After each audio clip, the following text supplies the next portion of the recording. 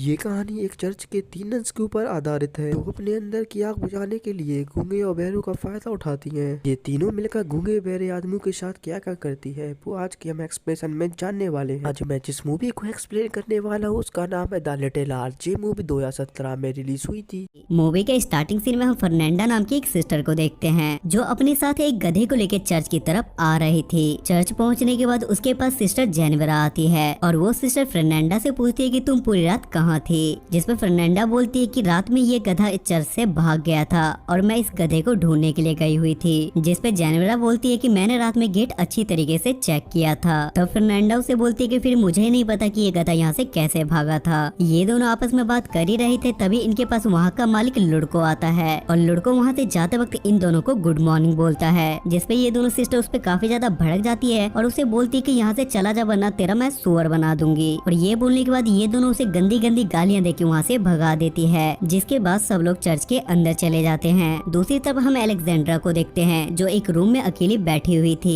क्योंकि अब अलेक्जेंड्रा का मन चर्च में बिल्कुल भी नहीं लग रहा था और वो शादी करके एक नॉर्मल लाइफ जीना चाहती थी ताकि उसे अपनी जिंदगी में चरम सुख का आनंद मिल सके। अगले दिन अलेक्जेंड्रा के पापा उससे मिलने के लिए आते हैं और वो अलेक्जेंड्रा से बोलते हैं कि मुझे शादी करने के लिए कोई भी लड़का नहीं मिला क्योंकि लड़के वाले बहुत ज्यादा दहेज मांग रहे थे। जिसपे अलेक्जेंड्रा अपने पापा से बोलती है कि अगर आप चर्च में डोनेशन देना थोड़ा कम कर दो तो आपके पास दहेज के पैसे हो जाएंगे। जिसपे अलेक्जेंड्रा के पापा उससे बोलते हैं कि मैं ऐसा बिल्कुल भी नहीं कर सकता और उसके बाद अलेक्जेंड्रा अपने पापा से नाराज हो जाती है। अगले दिन ये तीनों सिस्टर एक साथ वहाँ से जा रही थी लेकिन तभी रास्ते में इन्हें ठरकी माली लुड़को मिल जाता है। ये देखने के बाद उन तीनों सिस्टर को उस पर बहुत ज्यादा गुस्सा आता है और ये तीनों मिलकर उसे कुत्ते की तरह मारती है। उसके बाद हम फादर टमासो को देखते हैं जो बुने हुए कपड़ों को लेकर मार्केट उसे बेचने के लिए जा रहा था। तभी अचानक से फादर टोमासो को लुड़को मिलता है और वो उसे अपनी पूरी राम कहानी बताने लगता है और वो बोलता है कि तीनों सिस्टर ने मिलकर मेरी अच्छे से धुलाई कर दी है और उन तीनों ने मिलकर मुझे गंदी गंदी गालियां भी दी। और लुड़को बोलता है कि अब मैं इस चर्च में नहीं रह सकता। जिसपे फादर उससे बोलते हैं कि तुम यहाँ से मत जाओ, आगे से ऐसा कुछ भी नहीं होगा। लेकिन लुड़को उनकी बात नहीं मानता और ये बोल के वो वहाँ से चला जाता है। अगले सीन में हम लॉर्ड ब्रूनो को देखते हैं जो अपनी बीवी फ्रांसिस्का के साथ बैठ के पेट पूजा कर रहा था और वो अपनी वाइफ को वार के बारे में बता रहा था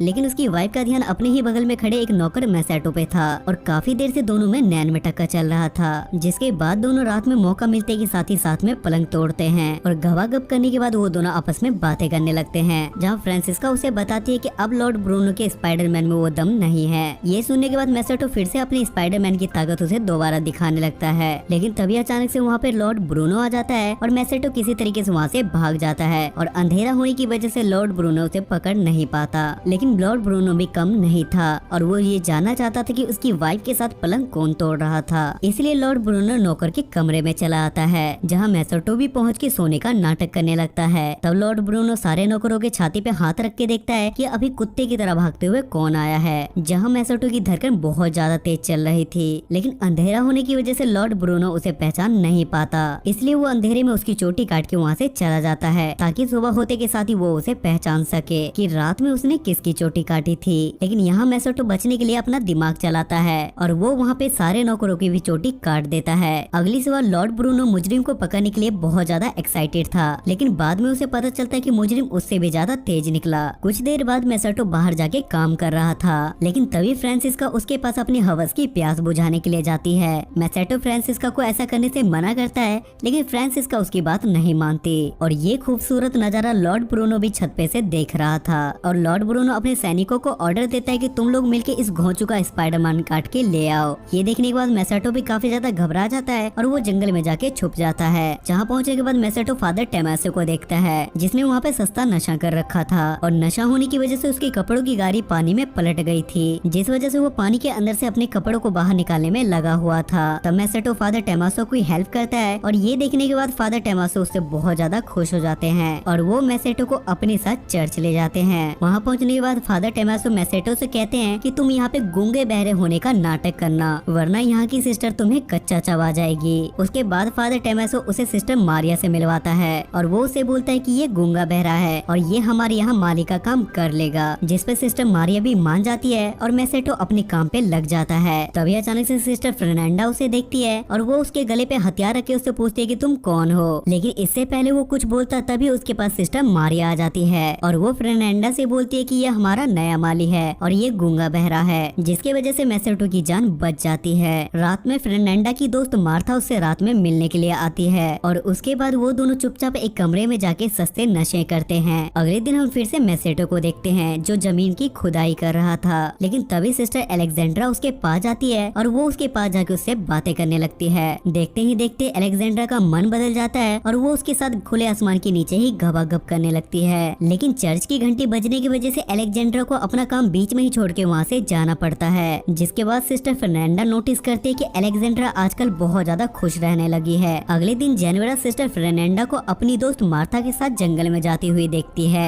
और आगे जाने के बाद वो देखती है कि ये दोनों मिलके जंगल में वेलाडोना बना रही है और उसे बनाने के बाद मार्था उसके पानी को फर्नांडा की आंखों में डाल रही थी। दोस्तों, आप लोगों को मैं बताना चाहूंगा कि वेलाडोना एक तरीके का पत्ता होता है और वो लोग मानते थे कि इस पत्ते की वजह से लड़के लड़कियों की तरफ अट्रैक्ट होते हैं। जिसके बाद ये दोनों दोस्त मैसेटो के पास जाते हैं और वहाँ जाने के बाद ये दोनों उसके साथ घवाघप करने लगते हैं और वहाँ से निकलते वक्त जेनिफर उन दोनों सिस्टर को वहाँ से देख लेती है। अगले दिन एक अनजान आदमी चर्च के अंदर आता है और फादर टमासो उसे अपने साथ घुमाने के लिए बाहर ले जाता है। अब मैसेटो भी खुद पे कंट्रोल नहीं कर पाता और वो अलेक्जेंड्रा के कमरे में जाके उसके साथ गवागप करने लगता है। लेकिन तभी वहाँ पे अचानक से एक बूढ़ी नन आ जाती है और मैसेटो बेड के नीचे छुप जाता है और अलेक्जेंड्रा भी नॉर्मल होकर उस नन के पास जाके बैठ जाती है। मौका मिलते के साथ ही मैसेटो वहाँ से भागने की कोशिश करता है, लेकिन तभी वहाँ पे अचानक से सिस्टर मारिया आ जाती है और उसके वहाँ से जाते के साथ ही मैसेटो भी वहाँ से भाग जाता है। अब अलेक्जेंड्रा को पता चल चुका था कि मैसेटो गूंगा बहरा नहीं है, इसलिए अलेक्जेंड्रा मैसेटो के पास जाके उससे पूछती है कि तुमने मुझे इसके बारे में पहले क्यों नहीं बताया। वो दोनों आपस में बात कर ही रहे थे, तभी वहाँ पे सिस्टर जेनिफर आ जाती है और छुपने के लिए वो दोनों एक कोने में चले जाते हैं। तभी उसे फर्नांडा की आवाज सुनाई देती है और वो भी उसी कोने में जाके छुप जाती है और एक दूसरे को देखने के बाद उन दोनों को झटका लगता है। तभी वहाँ फर्नांडा आती है और वो मैसेटो को बंदी बना के अपने साथ उसे जंगल में ले जाती है और ये दोनों भी मिलके जंगल में फर्नांडा का पीछा करने लगते हैं। जंगल में जाने के बाद ये दोनों देखते हैं कि वहाँ पे बहुत सारी औरतें कुत्ता डांस कर रही है और मैसेटो भी किसी जानवर की तरह पे वहाँ पे बंध के बैठा हुआ था।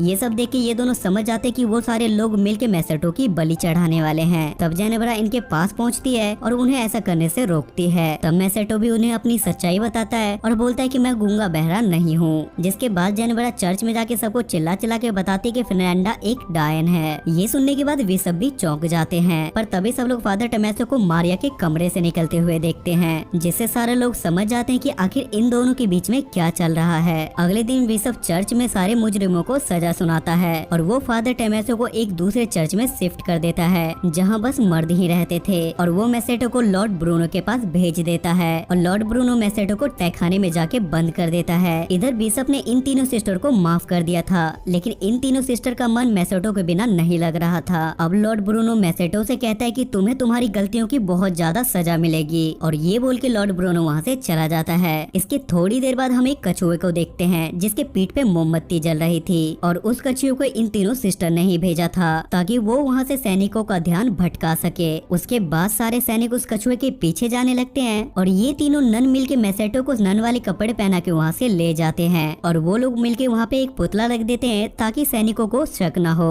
उसके बाद ये तीनों नन और मैसेटो को काफी ज्यादा मजा आ जाता है और ये सब लोग मिलके आपस में घबाघप करते हैं और ये मूवी यहाँ पे खत्म हो जाती है। सो गाइस, आई होप कि आपको आज की एक्सप्लेनेशन पसंद आई होगी और इस मूवी के IMDb रेटिंग है 5.8 स्टार्स आउट ऑफ 10 और इसे गूगल यूजर ने 73% लाइक किया है। अगर आपको एक्सप्लेनेशन पसंद आती है तो मेक श्योर आप मेरे चैनल को सब्सक्राइब करके मुझे सपोर्ट करें। तब तक के लिए स्टे सेफ, स्टे हेल्दी।